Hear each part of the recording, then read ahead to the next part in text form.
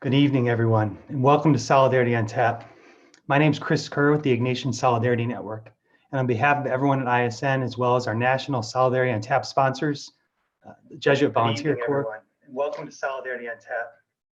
The Jesuit Volunteer Corps, Jesuit Volunteer Corps Northwest, Jesuitical Podcast of American Media, the Jesuit School of Theology of Santa Clara University, Maryknoll Lay Missionaries, and Boston College School of Theology and Ministry. We're so glad you're here to join us tonight. For over 15 years, the Ignatian Solidarity Network has been uniting the Ignatian family, meaning the Jesuit network, as well as those who are inspired to work for faith-based social justice through formation, education, and advocacy. Many of you have come to know our work from the Ignatian Family Teach-In for Justice, which started more than 20 years ago to respond to the realities of injustice in Central America. However, today our work goes well beyond the teach-in, engaging tens of thousands of people across the United States each year through in-person programs and online action.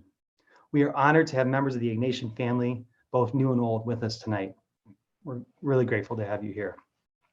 Solidarity on Tap usually takes place in cities across the country, bringing together members of the Ignatian family.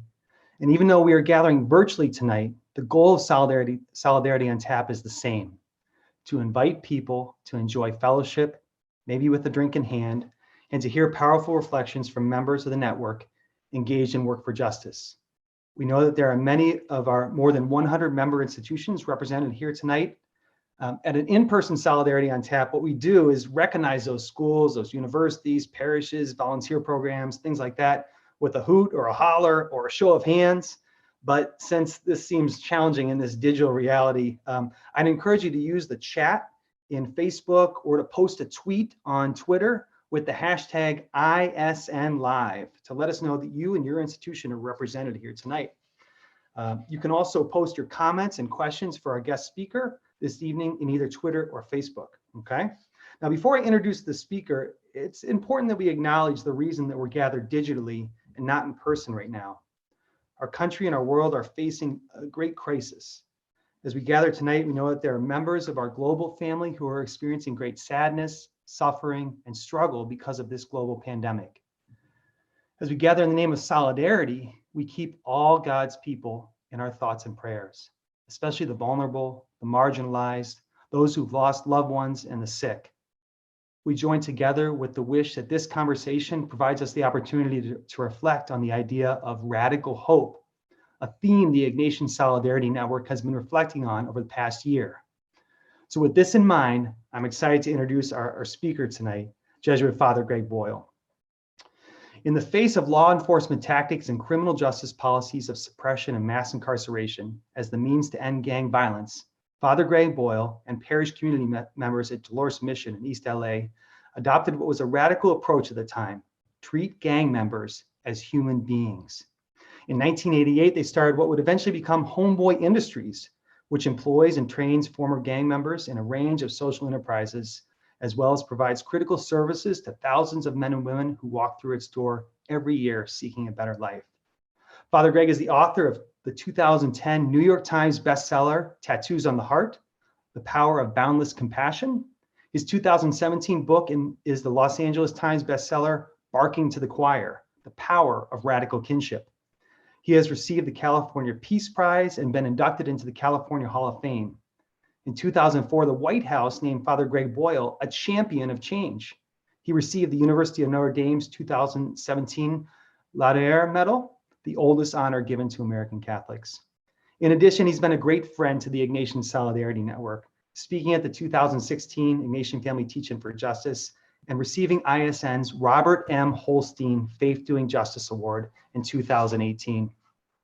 So it's my great honor to welcome with us tonight, Father Greg Boyle. And Father Greg, welcome. I know that you're kind of living a different reality like all of us across the country. You're normally traveling and speaking in different locations and with folks, with homies there at Homeboy. And the past few weeks have been a different reality. And obviously, all of our lives have been changed by this. But I just want to say welcome again. Thank you for having us, or thank you for being with us. And I thought we could start just kind of jumping right in to a topic that I know you enjoy talking about, this idea of kinship, this spirit of kinship that was part of the title of one of your books. And I was wondering if you could talk a little bit about how we maintain this spirit of kinship. Maybe you could first tell us what kinship is, and then how do we maintain it in this reality where we're at right now?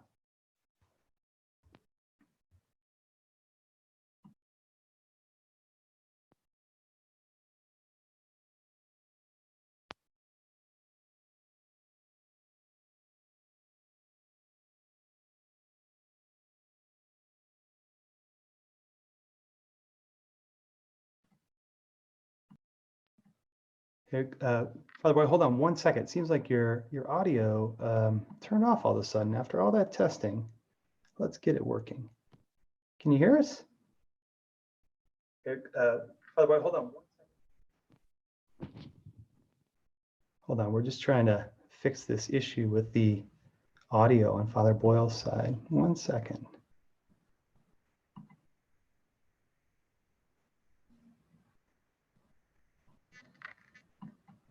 Let's see. It seems like it was working and now it's not. So let's see. Let's try muting you and unmuting you. Can you speak again there, Greg? Yeah. Let's see.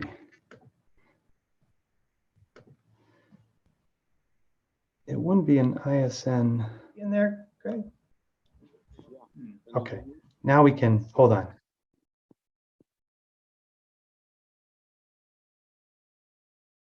Okay. We're good. Now we can. Go ahead.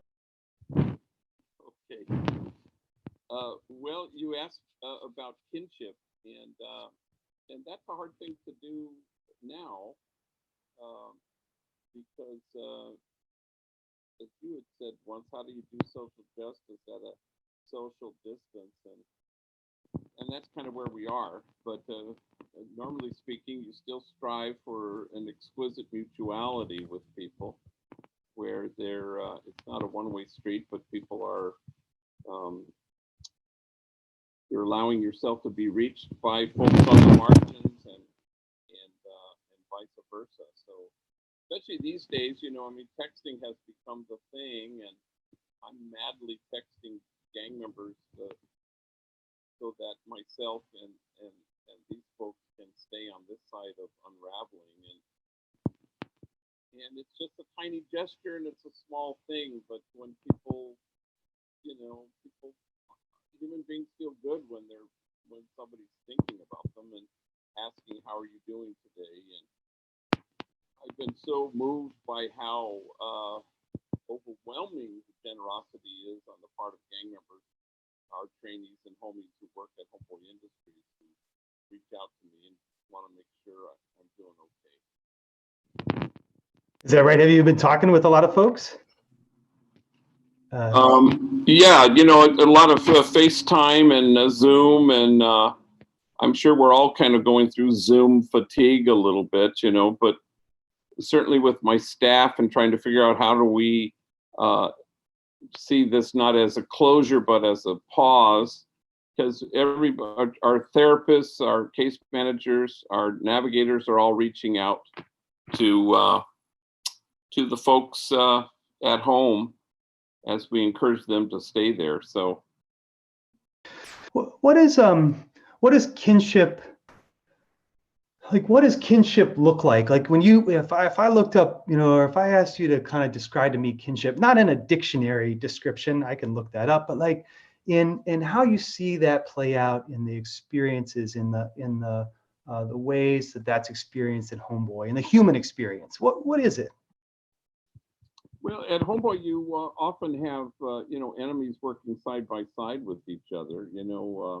I remember before we all had to go on house arrest, I was with two homies, Carlos and Robert, and we flew to Sacramento, and we were going to speak on a Monday at a couple schools. So we got in kind of late to the Sacramento airport around 7:30 at night. And so we were waiting to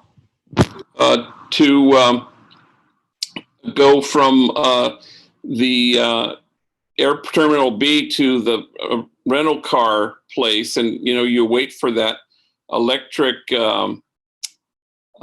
shuttle bus. And so one of these kids, Carlos, has very large devil's horn tattoo on his forehead, and so he's kind of menacing looking, I guess, and it has a lot of other tattoos. So we get on the shuttle bus, and I sit here, and Robert's across from me, and Carlos sits at the back of the bus. And the place fills up because it's a lot of people, but people are trying to avoid sitting next to Carlos because of the damn devil's horns. And so I watch them assiduously avoid and do this dance. But finally, it's so packed, you have to sit down next to them. So people reluctantly do this. So we go to the rental car place, and we're stuck in the middle of, this dark wooded area when the bus shuts down and the lights go off and everybody's silent, which seems strange to me. And then the woman driving the bus turns the key and she says, "I'm sorry, I'm doing the best I can." Still silence in a dark wooded area. And Carlos from the back of the bus says, "I saw this in a movie once. It does not end well."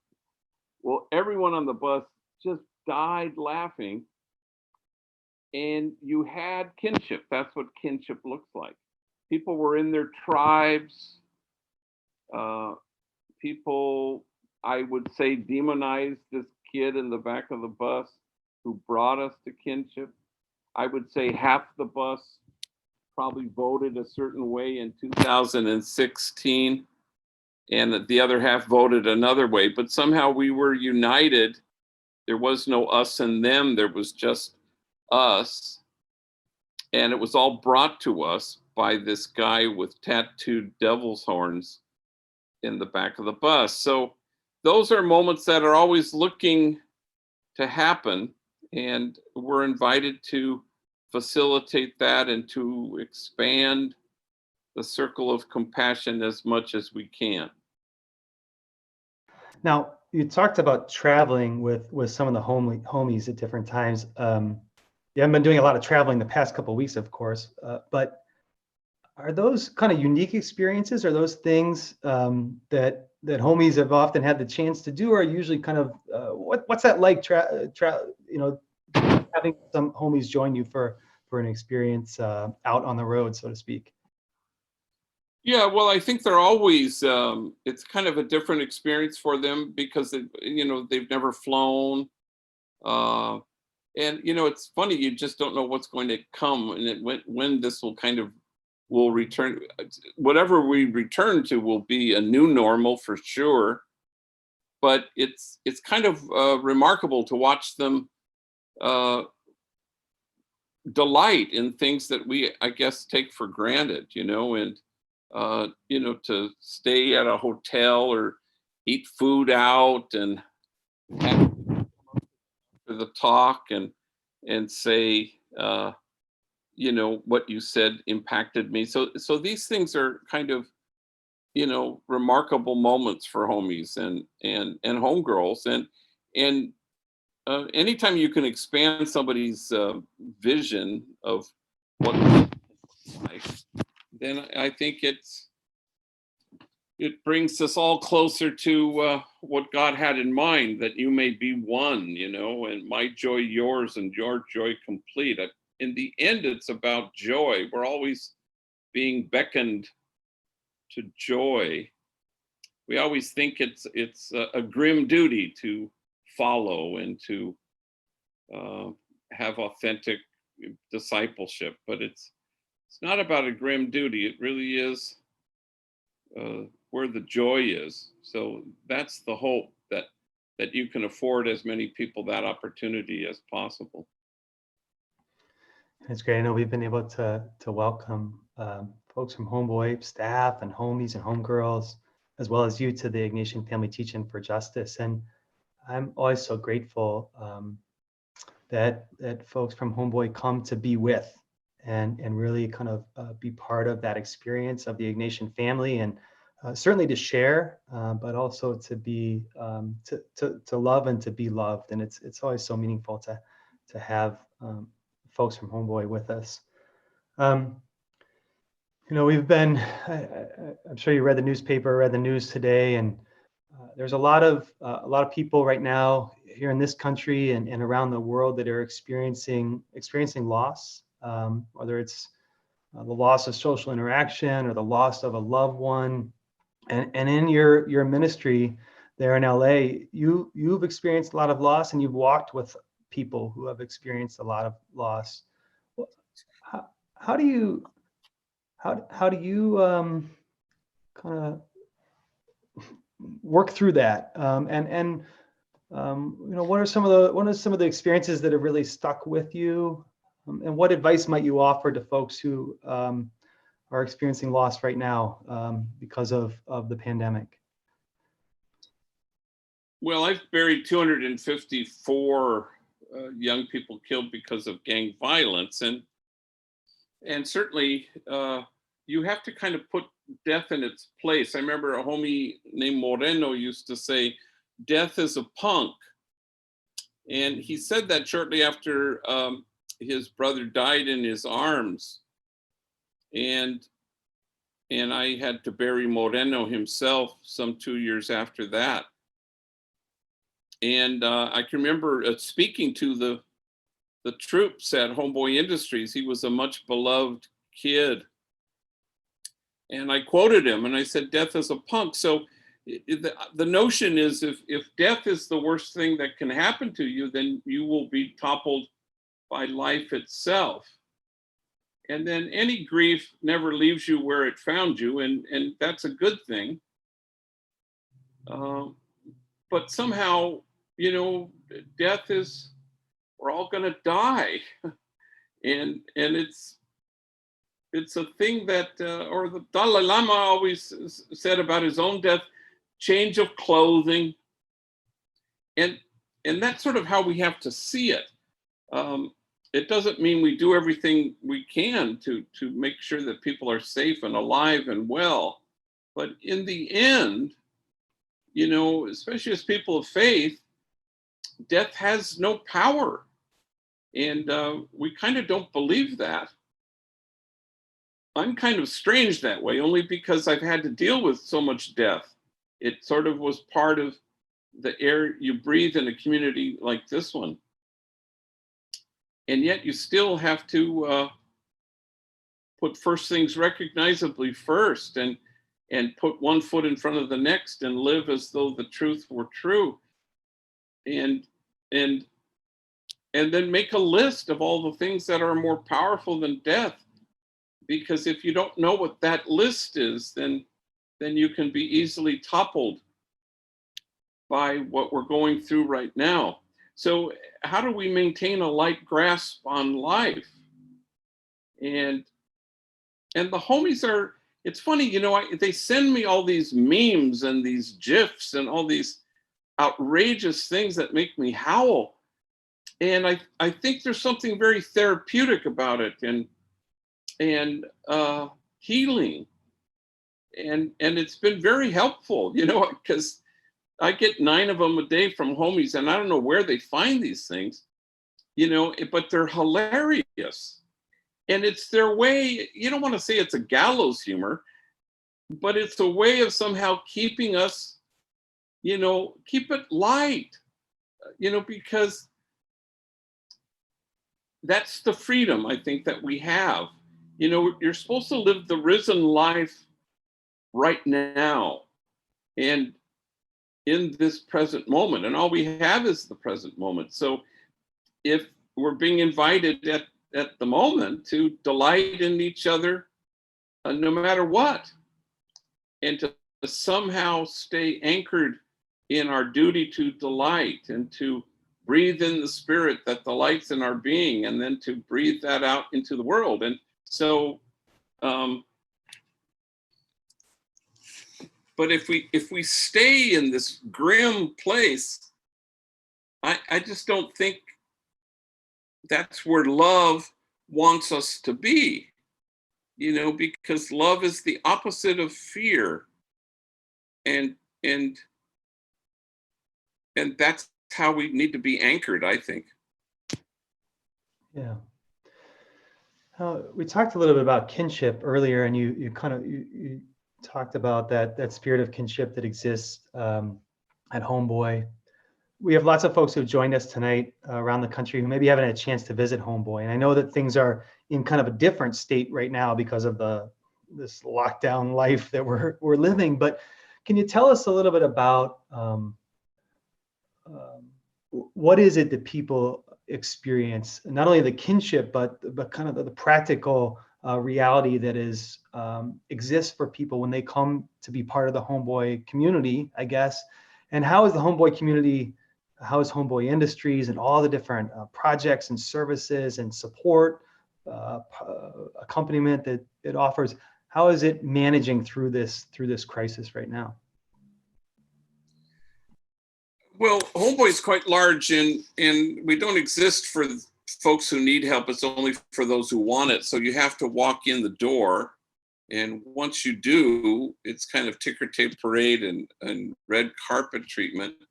There's a kind of a culture there. A homie said once, there's an aroma, and in fact, there's kind of a contagion, given our current situation.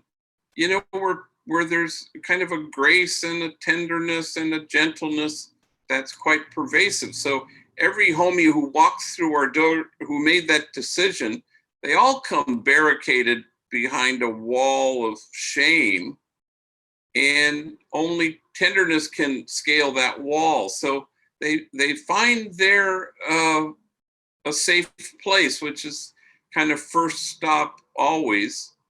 And then they rest in that safe place, and then they feel cherished, and then they can find their way to the joy there is in cherishing themselves and others. So if it's true that, you know, a traumatized person will traumatize people, then a cherished person will cherish people. And so I think that what we aspire to at Homeboy is our cultural competence is therapeutic mysticism. It's you want to see the whole person, and homies will say they're used to being watched. They're not used to being seen. And if you can see the whole person, then people inhabit their unshakable goodness and their wholeness.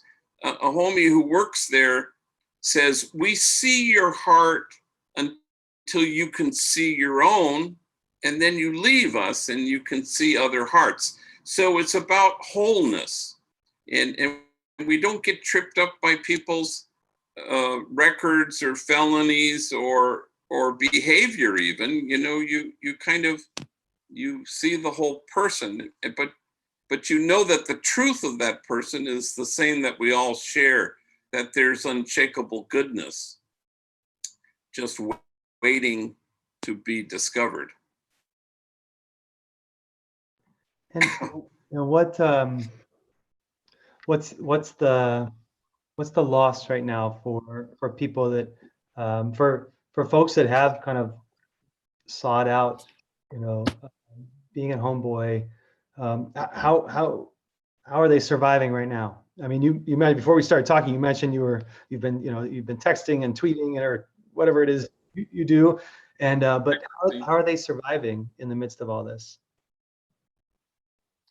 Yeah, it's very difficult. You know, we're a very tactile place, you know, so we're not about social distancing. It's like, you know, you've been there, and it's like everybody's hugging each other and like crazy, you know, and so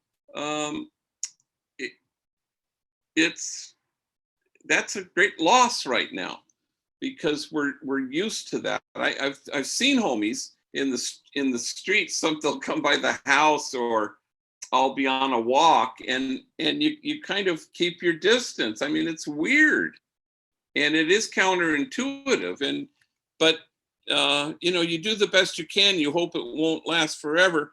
You know, a homie texted me the other day, you know, today we're one day closer to normal.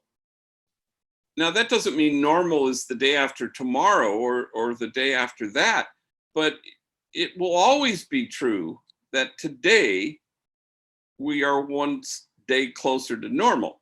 Now, what that normal will look like and how soon can we return, who knows? But in the meantime, you find other ways to be affectionate and to be tender and to hold people in esteem and remind them of the truth that they're exactly what God had in mind when God made them. We're finding new ways to do that that aren't so tactile and you know, because all we do all day at Homeboy is hug, you know, and people are hugging and you when they arrive and when they leave and all day during the day, you know, so and people are used to that and it's one of the things why it works, because it's palpable tenderness, and the highest form of spiritual maturity is tenderness. And so you want to ventilate the world with tenderness. That's the invitation. And now we've just had to find a different way, you know, through, I guess, texting and FaceTime and friggin' Zoom, you know. Yes, I do know about Zoom, and it's certainly taken a lot of my time lately, Yeah. and I know many others. And it's, you know, I think about this, you know, one of my experiences of coming to Homeboy is that idea of tenderness, that idea of kinship. It is something you experience from the moment you enter the door. In other words, just by being there, you are welcome into that community of kinship. But that's my experience visiting Homeboy after many years and so much work of you and colleagues and how do you build a community of kinship? What are the ingredients, I guess, of a community of kinship, if we can even say that?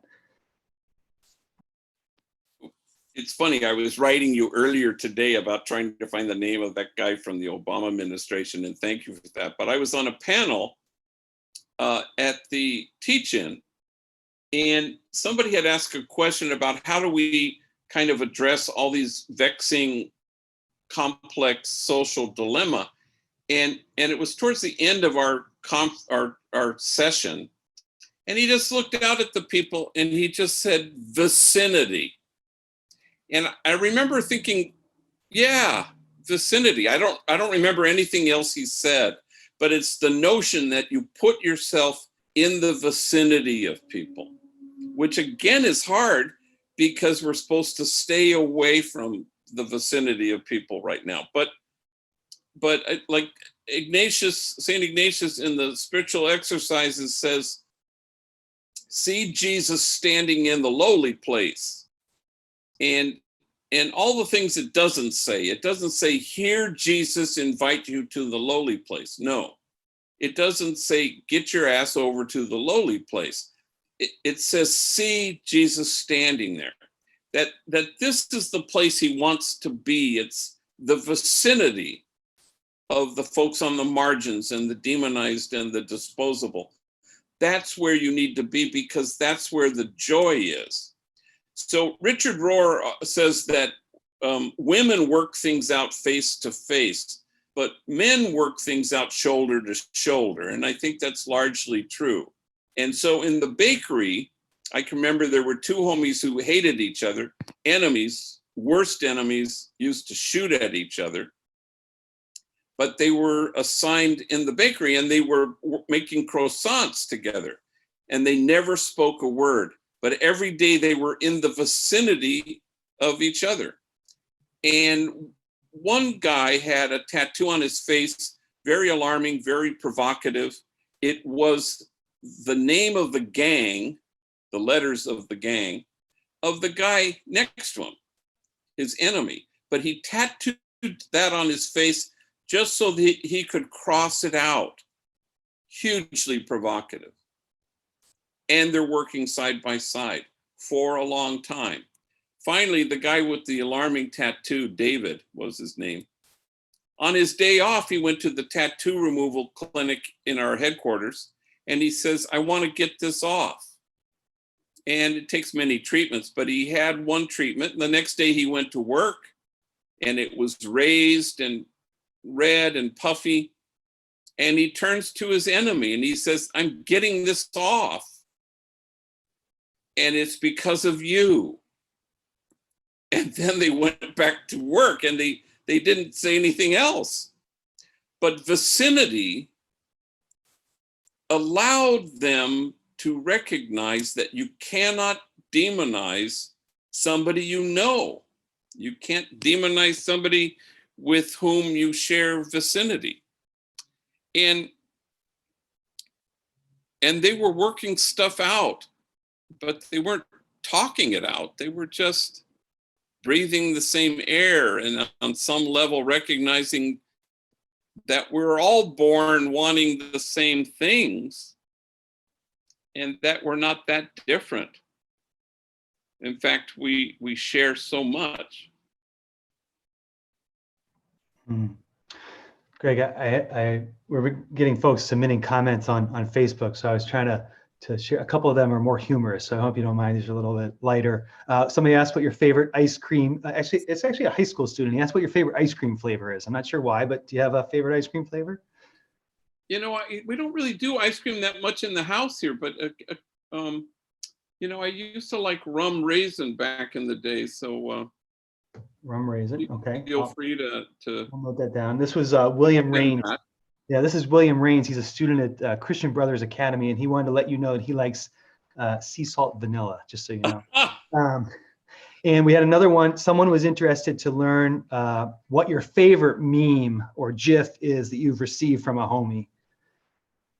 Well, so the homies, I don't know where they find these ones, but there's a thing among cholos, among Latino gang members, called the house shoe. It's basically a slipper, but homies know, they call them house shoes.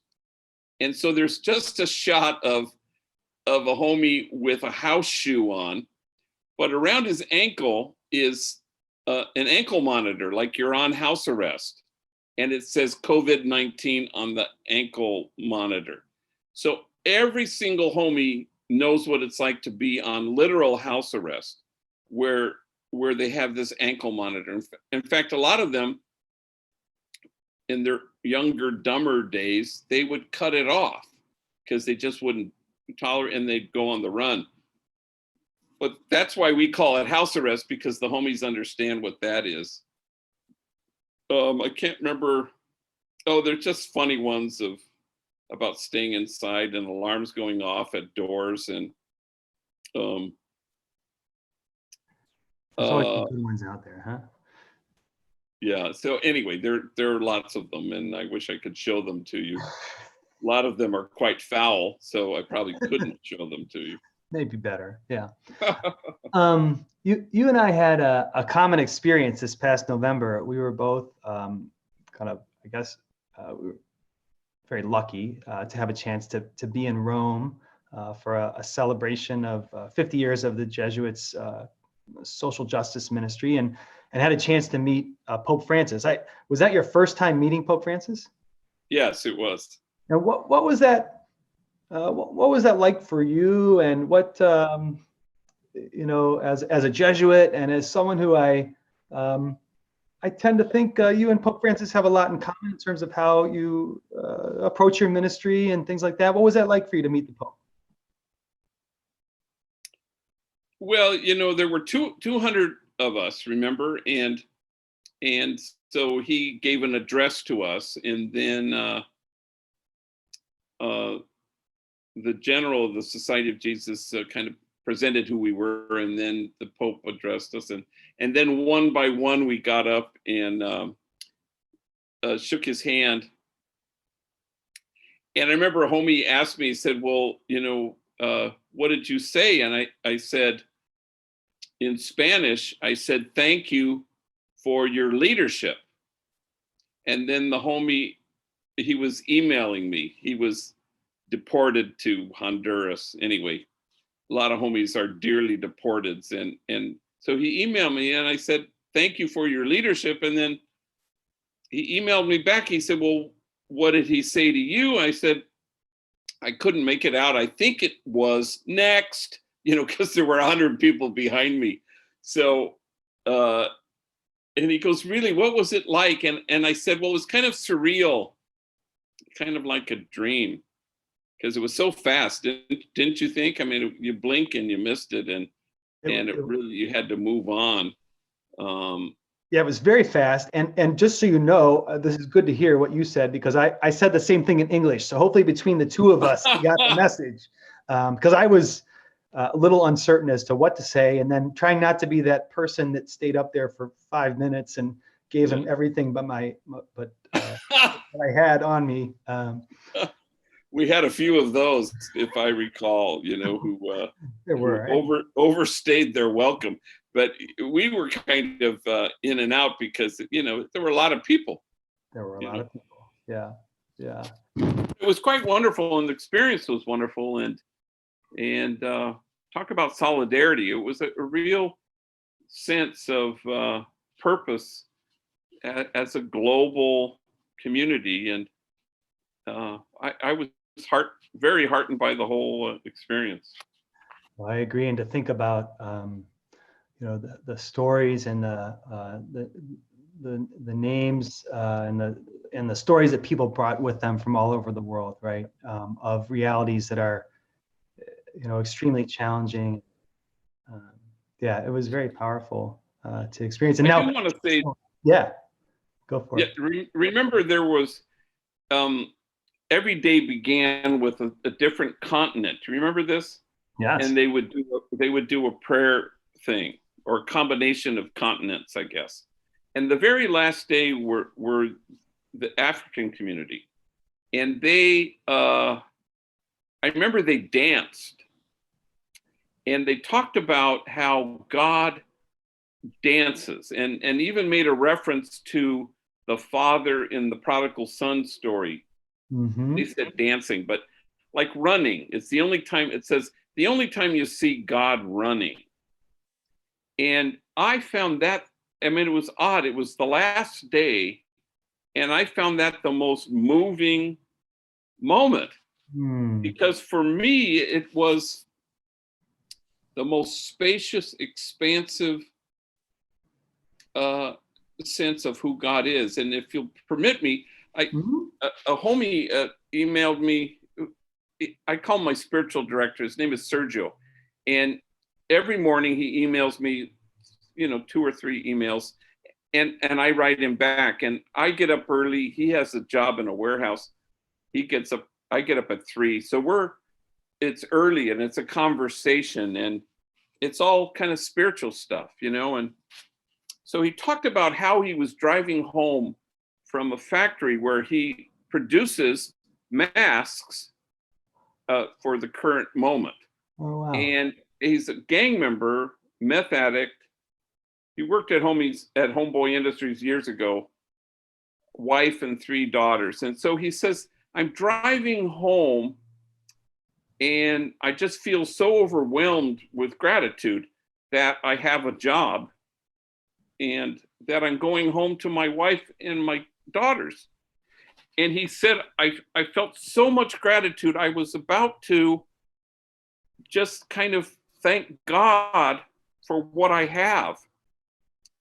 And then he writes this, and then God beat me to the punch, and God thanked me for allowing myself to be loved. And then he writes, damn, G, it felt so real. Well, for me, that's like a notion of, that's the God we actually have, not the one who sends viruses, or even the one that takes viruses away. It's the God who beats us to the punch, and the God who thanks us for allowing ourselves to be loved by this God. So it's like the African community that on that last day at that conference, it was This is a God who dances, who runs to the prodigal son. This is a God who is too busy loving us to be disappointed. Hmm. And I think these notions of who God is, what could be more consequential than that? And again, for my money, it's the most spacious, expansive notion of God I've heard in a very long time, because it sort of blows you away in terms of, there's a great writer, Mirabai Starr, who wrote a book that I recommend called Wild Mercy. And she says, once you know the God of love, you fire all the other gods. Well, that's the God of love, the one who beats us to the punch. Yeah, those were powerful reflections during that gathering. And I know that since that time in Rome, you've also had a visit to the West Coast from Rome as well. Father Sosa, the Superior General of the Jesuits, visited numerous locations on the West Coast, and you had a chance to be with him and to invite to have some folks from Homeboy join you. What was that like to kind of have the staff and homies and you with Father Sosa, who's kind of thinking about the work of the Jesuits worldwide? What did they share, or what wisdom did they impart on Father Sosa while they were with him? Oh, well, the homies aren't all that attuned to the Jesuit thing, and you have to kind of bring them along. Some are, once a homie was giving a tour in front of my office, and a huge group, and he points at me, and it was one of those observe our founder in his natural habitat moments, and he points at me, and I'm talking to a homie behind my glass enclosed office, and he said, "This is Father Greg Boyle. He's the founder of Homeboy Industries. He is a jujitsu priest." And so that's kind of the level of depth of understanding of the Society of Jesus. So you have to kind of say, yeah, this important guy's coming by, and so, and he's kind of, my boss and the other Jesuits who work here's boss. And so, but, Father Sosa was so moved by the stories, and it just took minutes for him to hear the sharing in this room. And you could tell he was elevated to a place of awe at what these folks have had to carry, and certainly with no sense of judgment at how they've carried it. And so, which is always an important moment, the minute you can, awe is going to rush in and kind of keep judgment at bay, and judgment is the opposite of who our God is. And so I think that's important to underscore that, and so, there's this ACEs study, the Adverse Childhood Experiences study. And so everybody talks about the ACEs, and it's 10 checklist, and you have, on the list are parents are in prison, or drug addicts, or sexual abuse, physical abuse, 10 kind of a checklist thing. And people say, if you're a kid and you're a 4 and a 5 on the ACEs, you're going to have trouble with your health and with socializing. And, I'm a 0 on the ACEs study. I can't check off any of those things. None of those things happened to me. But every gang member who walks through the door at Homeboy is a 9 or a 10, which is kind of astounding. Every single one is a 9 or a 10, which is to say what they've suffered has been unspeakable, which is why they joined a gang in the first place, which is why they went to prison in the first place.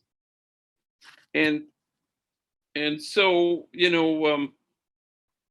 you can say about sin, it's not a stain, it's a wound. But in this country, we've punished wound. And you don't punish wound, you heal wound. You stand in awe at wound. You let it breathe and you let it heal. You don't punish wound. And until this country kind of can see and be reverent for how complex that is. We talk about mass incarceration and all these things that we should address. But I think it comes down to that kind of moment, where we stand in awe at what people have had to carry. And General Father General was quite taken, I think, by what they've suffered. That's beautiful. You mentioned the idea of judgment, and you also talked a little bit earlier about both the sense of unity that we've experienced in our country and the sense of division that we've experienced in our country. And you work with, and you kind of referenced this already, but you work with some of the most judged people in society. You work with people who've been been part of our criminal justice system. You work with men and women who are immigrants, who are many different, documentation statuses and things like that. And how do we stand with people without throwing anyone under the bus? How do we find ways to always be conscious of who we're leaving behind in our work for justice and our desire to be people of solidarity? There are things that only 4 things that Jesus took seriously, and that's inclusion, nonviolence, unconditional loving kindness, and compassionate acceptance. There's a clarity to knowing that there are only 4 things that Jesus took seriously. And so to that end, we know that demonizing is the opposite of who God is. And consequently, it's always untruth. So when you see it, you know you're listening to untruth. And when you're invited to do it, you know it's the opposite of who God is. Are there any exceptions to that? No, there are no demons anywhere. And Mother Teresa said the problem is that we've drawn our family circle too small. And the goal in God's dream come true is that we ever enlarge it, that we imagine a circle of compassion, we imagine nobody outside of it, ever. And so when we want to draw lines, especially in justice work, when we want to denounce and announce, I get it, but we don't want to substitute the goal, which is kinship, which is that you may be one. And it's not just about civility, which is a good thing, but it's about knowing the essence of people, that everybody is unshakably good. Everybody possesses Buddha nature, if you will. Everyone. There are no exceptions. And the minute you know there are no exceptions, it frees you. You don't have to demonize anybody. But people don't know their truth. Some people don't have limited access to their truth. People don't know they're unshakably good. There are, mental health issues that keep people from seeing their totality. There was a campaign here sponsored by the Department of Mental Health, and they had billboards and buses with signs, and it said, "None of us are well until all of us are well." For me, that is quintessential Christian. Jesus could have said something like that. And what it does is it liberates you. It's not about jails are for bad people who did bad things. No, you heal wounds. And the largest mental institution on the planet Earth is in my city. It's the Los Angeles County Jail. That tells us something about how poorly we're dealing with these issues. So it's liberating, I think, to just be able to say, there are no demons. And it's not about loving people who love you. And it's not about loving enemies. It's about not having any enemies. And I think we're invited, to kind of do Jesus one better. He's happy when that happens. And the goal is not to have enemies at all, that we're in this together. That was great. Thanks. Greg, I got a couple questions from the crowd, but before I do it, it's that time, and so it's a good time to take a drink, because it's that time when I have to tell us a little bit about the sponsors, the great sponsors that help make Solidarity on Tap, typically in pubs and bars across the country, possible. Like the Ignatian Solidarity Network, which you know of, like Solidarity on Tap. But if you like Solidarity on Tap but want to talk about it with people, join us tomorrow night, Thursday, April 2nd at 8 p.m. Eastern Time, for a small group discussion that will be led by Brenna Davis, who directs our Education for Justice program. The registration form can be found for this discussion in the pinned posts or comments section, as well as on our website, the Solidarity on Tap website at ignatiansolidarity.net. Registration is required, and there are a limited number of spots. So if you're interested in talking about our discussion tonight, join us tomorrow night at 8 p.m. Eastern Time with Brenna. Secondly, the Boston College School of Theology and Ministry offers opportunities for graduate study centered on core themes of solidarity, spirituality, service, and social justice. So if you're looking for a graduate program, BCSTM is a great one. Our Maryknoll lay missioners work with those at the margins for a more just, compassionate, and sustainable world in Africa, Asia, and the Americas. So make sure to find out more about them at mklm.org. We've got the Jesuit School of Theology in Berkeley, California. Greg, are you a JST grad? I thought so. Yeah, I put you on mute. Yeah, yes, you are. All right, good. It's an international center for study of theology with classes on campus as well as online. And you can go to scu.edu/JST. Don't forget about the Jesuit Volunteer Corps. JVC is a full-time volunteer program that works for social justice while exploring spirituality and faith through a framework of Catholic Ignatian values for individuals between the ages of 21 and 35 years of age. Also, we've got Jesuitical, which is a podcast from America Media, hosted by young lay editors looking at the Catholic news of the week, and includes guest interviews. So you can check that out at America Magazine's website. And JVC Northwest, which is focused on core values of community, simple living, social and ecological justice, and spirituality and reflection. And JVC Northwest has volunteers over the age of 21 in 24 locales in Alaska, Idaho, Montana, Oregon, and Washington. Greg, I mentioned JVC as a sponsor. We have a question from a JV. It says, "Hey, Father Greg," this is from Emma Graham. Emma says, "Hey, Father Greg, I'll be serving as a Jesuit volunteer at Homeboy this upcoming year. Do you have any advice for me?"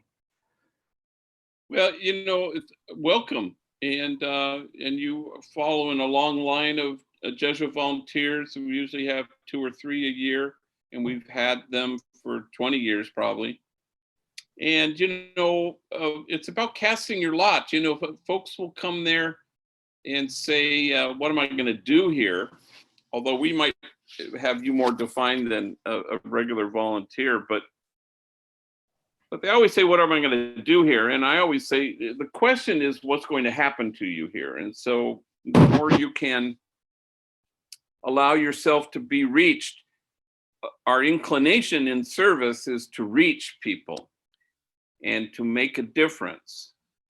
And you don't go to the margins to make a difference. You go there so that the folks at the margins make you different.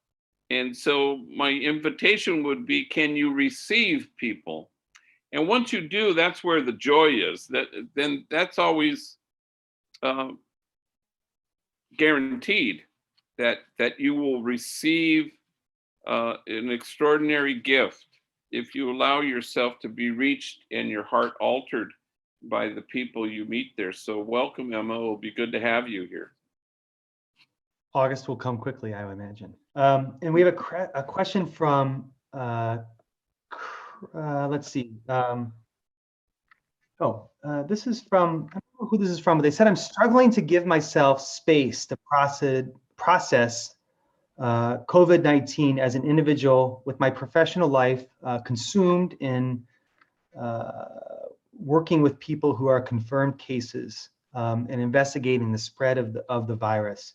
In the midst of the chaos, do you have any small actions, prayers, or other things that you would suggest to anyone needing small moments of ways of centering themselves or finding Christ in the midst of chaos? Yeah, I think we are saved in the present moment. And so the more you can stay anchored in the person in front of you and in this present moment, it's kind of like a house. You know, you can lament what happened yesterday, which is sort of the restroom, I guess, or you can be fretful about what will happen tomorrow, which may be the kitchen. But we're invited to kind of stay in the living room, which is the present moment. And part of the invitation at the moment is to accept what is. There are things that are unacceptable, you know, like personal protective equipment that's not readily available. And you need to do all you can to exert the kind of pressure that citizens can exert. But having said that, you know, the more we can kind of accept reality as it is, the less frightening it is. And then we choose to delight even in a moment like this. And delight happens from you know, the present moment. There is no other moment but the one that we're in. And anytime we move ahead or look back is a moment we've robbed the present. And you need to kind of stay anchored there, because that's where the peace is, and that's where we're saved. Thanks, Greg. And we need to kind of bring our time to a close. But one of the last questions that came in was more of a request, I guess you would say. They said, before you finish, could you ask Father Greg if he would close with a prayer for our world and for those who are struggling with COVID-19. And so, Greg, I was hoping that as we finish up here tonight, that you might be able to offer up a prayer for all of us, yourself, your Jesuit community, the homies, and all those in Homeboy, and those throughout the world. I know Jesuits who are tested positive and are struggling with this, and I know homies who are, and so we're all going to know this, and we're all going to be touched by it. And so we pray to the God who loves us without measure and without regret to keep us anchored in the things that matter, that we might take seriously what Jesus took seriously now and always, that we might stay anchored in the present moment so we can delight in the person in front of us and accept what is, that we might throughout it all have a special mindfulness for those who are at the margins and forgotten, those who are despised and readily left out. We are mindful where to stand in the lowly place, because that's where the joy will be, even in times like this. And we make this prayer always with the same and great confidence through Christ our Lord. Amen. Amen. Well, Greg, thank you so much for being with us tonight, and for sharing, some of the your experiences, and really for sharing so much of the of those you walk with, those you accompany, and really grateful for that. And we'll be regathering next Wednesday evening, again at 9 p.m. Eastern, 6 p.m. Pacific, for Solidarity on Tap. It'll be in the midst of Holy Week, though many of us across the country will be experiencing a Holy Week, staying in place. We'll be joined by Cecilia Gonzalez Andreu, who's a theologian at Loyola University Marymount. And I encourage you to RSVP online at ignatiansolidarity.net. So thank you again for joining us, and have a wonderful night.